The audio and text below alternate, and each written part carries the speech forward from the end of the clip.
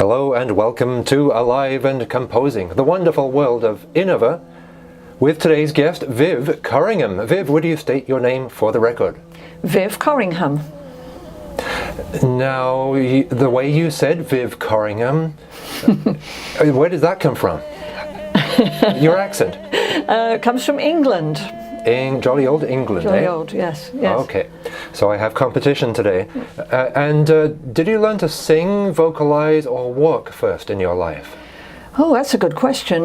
Probably all about the same time, I imagine. Apparently I always sang when I was little and bullied my dolls into singing too.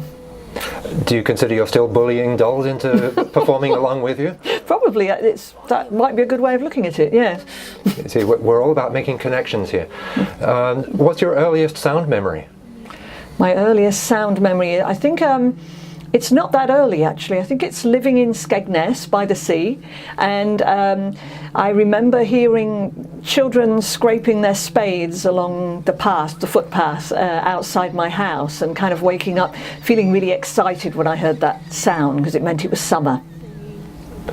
That's great. Now, currently we ask everyone whether they're a pet person, and if they have a pet or a lifestyle that allows them to have a pet, does it have an interesting name? Unfortunately, I don't have a lifestyle that lets me have a pet because I travel so much. So I would love a cat, but I don't have one. Okay, a cat is on your wish list, but traveling. So you like to travel, or you have to travel, or you're just used to traveling?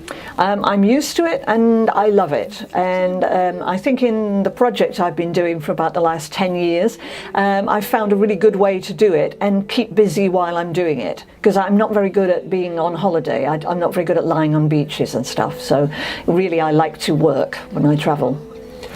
And has it always taken this form? And what form is it, and how has it evolved over the years? The form now is that I go to places and I ask people to take me on special walks, and then I record the walks. And I also record myself singing along the route of the walks, and I try to sing the person's walk, if that makes any sense. And I call that project Shadow Walks. But the way that it came about was really just when I lived in London, I would just set out the door and just let my feet take me on walks, and I would record myself singing with whatever sounds I heard on the walk. And that was kind of how it started. Do people think you're crazy? Not these days, because everybody is kind of, everyone is apparently shouting to themselves because of the mobile phones. So I get away with amazing amounts of oddity without people even noticing. And you're about to move to New York City, where everyone just talks on the subway whether they have a cell phone or not. Yeah, so I'll fit right in, I think.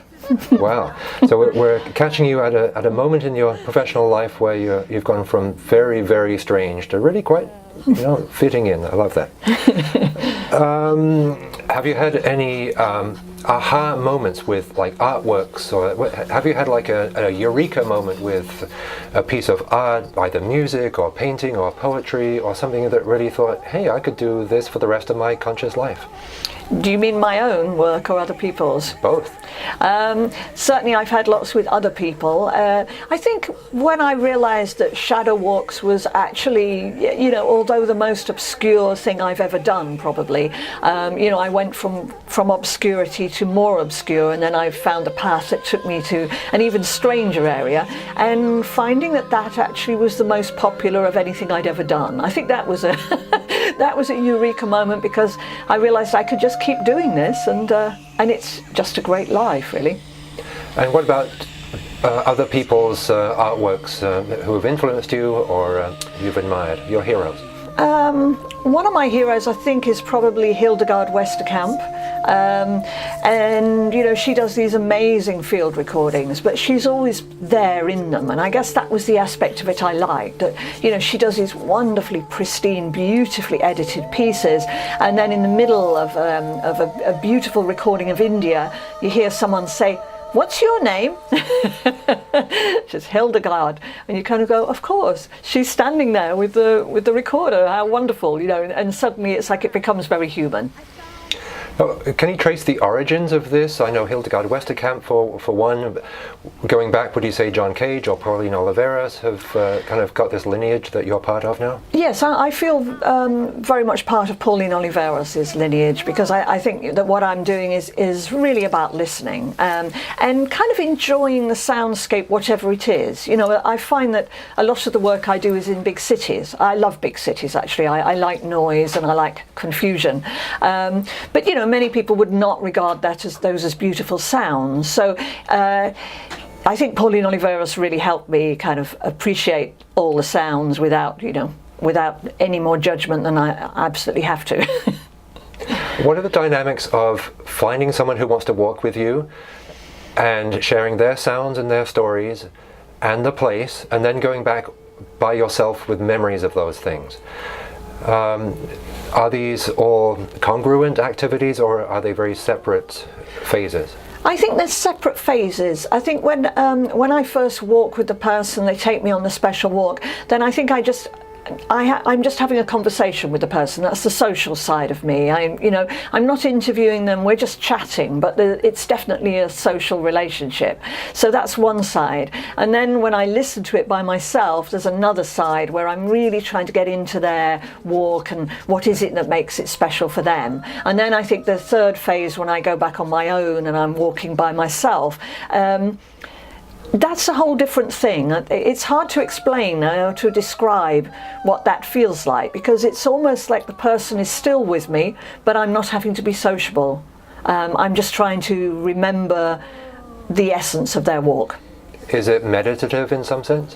I think it is, but it's also very sort of fun and playful too. You know, odd things happen that didn't obviously happen in the first walk, and enjoying those and sort of playing along with them is quite part of it too.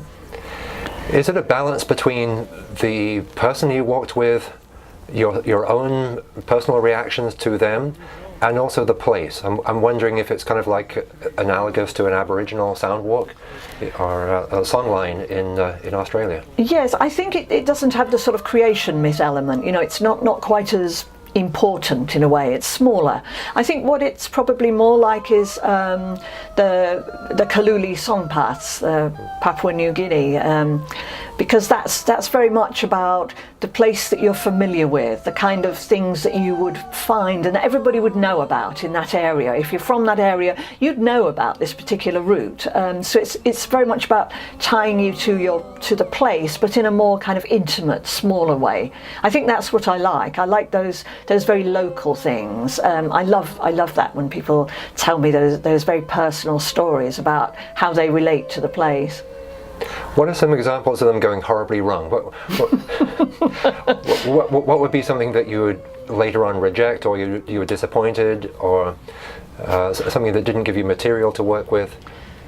I think, everything has given me material to work with. I think the things I'm most disappointed with are me, because I do completely forget that I'm there recording and we are having a nice conversation, and sometimes the person says something that's so wonderful and I would so love to use it, and I'm just shrieking with laughter or responding in some way, and I just want to strangle myself if that was possible.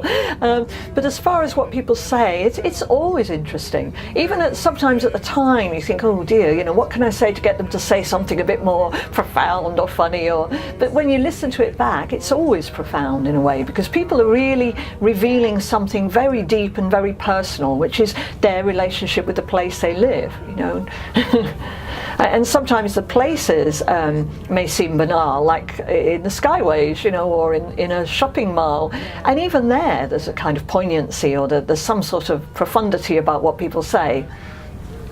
And what are some of the compositional decisions you make afterwards? Because you come home with some recordings. How do you choose how to put them together? Well, it's a nightmare, of course, because on the one hand, I'm trying to be honest to the person's walk, and on the other hand, there I am, the composer in my studio with complete power, and about probably 3 to 5 hours of recording sometimes.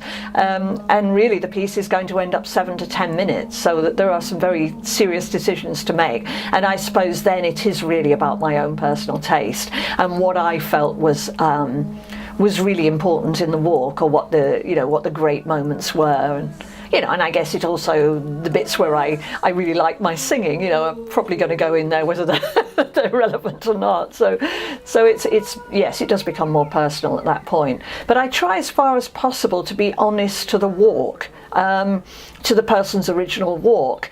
And obviously I can't be completely honest, however hard I try, because when I go back and do my own walk, it is going to be different. There'll be things happening. Like in Hong Kong, I went back to do somebody's walk, and he was a very unusual sort of character in that he hadn't conformed to anything that Hong Kong had wanted. He had bleached hair, which is very bizarre there. He was an artist, not a businessman. So I wanted to do sounds that didn't fit in. And ironically, the sounds that I started making were these trills, and all these birds joined in. So I ended up with this sort of chorus of birds. So it was as though I fitted in quite well. How does this go beyond like radio reporting, a sonic postcard kind of reportage? Yeah, well, that's always a bit of a challenge, because I don't want it to be radio reportage and I don't want it to be documentary. I do want it to have a musical element. And when I sit down in the studio, I have all the ingredients already. I don't do any more recording. So whatever I've got, that's what I'm going to work with. So, so my basic tools are kind of limited, and I try to make it as sort of compositional. I try to have a shape to it, and I try to let the form in a way reflect what I feel is the feeling of the piece. What are some of the dramatic forms or non-dramatic forms that you put into your tracks on the Innover CD, Walking? And you talked a little bit about form, but is that determined by the content or just the pure sonic value, or a story that you want to unfold in a particular way? Or sometimes it can be any of those actually, but it's quite often story. And I think that there's one that I did in Portugal where everybody's talking about the aspect of living in Porto, which is very much a city, but it's by the sea, and that sea is constantly present. It's a bit like when you're in San Francisco and you're always aware of the water wherever you are.